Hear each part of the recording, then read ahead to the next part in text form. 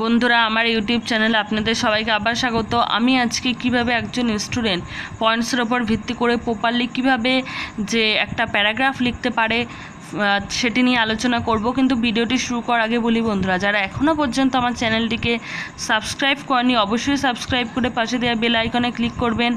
আর আমার ভিডিওটিকে ভালো লেগে থাকলে লাইক কমেন্ট ও শেয়ার করতে ভুলবেন না। তো চলুন শুরু করা যাক।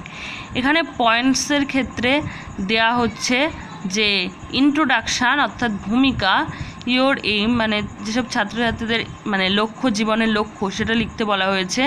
হোয়াই হ্যাভ ইউ এইম মানে কেন তাদের এই লক্ষ্যটা, কেন তাদের পছন্দ সেটা। ইয়োর ডিউটি তাদের যে দায়িত্ব, আর হচ্ছে কনক্লুশন লাস্টে হচ্ছে মানে উপসংহার। এইসবের উপর ভিত্তি করেই একটা প্যারাগ্রাফ লেখার জন্য দেওয়া হয়েছে। তো প্রথমেই যেটা করতে হবে সেখানে মাই এইম ইন লাইফ বলে স্টুডেন্টদের লিখতে হবে। এটা আন্ডারলাইন করতে হবে সবাইকে।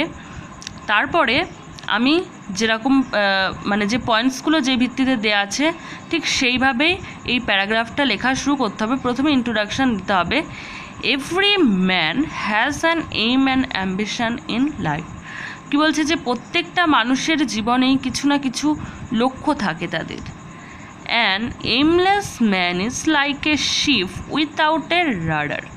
মানে একটা মানুষ যার কোনো লক্ষ্য নেই সে হচ্ছে এমন একটা জাহাজ যার কোনো হাল নেই, হালবিহীন একটি জাহাজ। He is also helpless and hopeless. সে হচ্ছে অসহায় এবং সহায়তাহীন, তার মানে সহায়তা শূন্য, সেটাই বলা হচ্ছে এখানে। প্রথমে একটা জেনারেল ইন্ট্রোডাকশান দেওয়া হচ্ছে যে এইম জিনিসটা কি সেটা। তারপরে বলছে মাই aim in life is to become a teacher. এখানে আমি টিচার হিসাবে, এখানে যদি কোনো স্টুডেন্ট টিচার হতে চায় লিখতে পারে যে my aim in life is to become a teacher. I love and respect my teacher.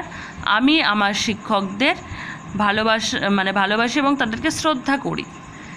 The care love their teaching, তাদের যত্ন, ভালোবাসা, তাদের যে শিক্ষণ, দেয়ার সেন্সিয়ারিটি অ্যান্ড তাদের যে স্যাক্রিফাইস, তাদের যে আত্মবলিদান has tempted me to become a teacher. আমাকে টেম্পেড মানে হচ্ছে উদ্যোগী করে এই মানে শিক্ষকতা পেশাকে চয়েস করার ক্ষেত্রে।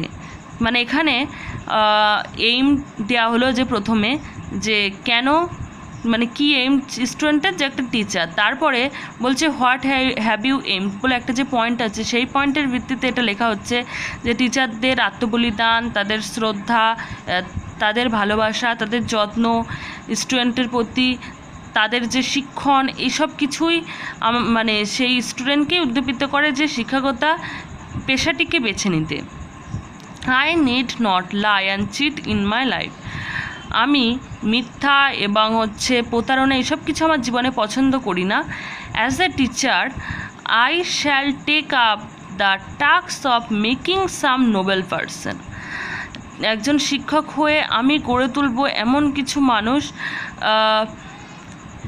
যারা হবে মানে যারা খুব মহৎ মানুষ হবে, যাদের কোনো মানে যাদের মধ্যে ভালো গুণাগুণ থাকবে।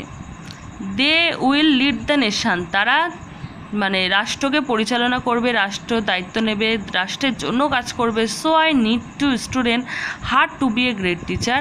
তাই আমি চাই স্টুডেন্টরা তাই I need to study hard, কিন্তু আমাকে এর জন্য খুব কঠোর পরিশ্রম বা পড়াশোনা করতে হবে to be a good teacher, একজন ভালো টিচার হওয়ার জন্য। তো প্রথমে ইন্ট্রোডাকশান যেটা আসলো, তারপরে যেটা এইম সেটা বলা হচ্ছে যে টিচার হওয়া সেটা, তারপরে কেন সেই টিচার হওয়ার যে ইচ্ছা সেটাকে আমি সেটাকে বললাম। তারপর যে তাদের কর্তব্য যেখানে বলছে যে আমাকে খুব যে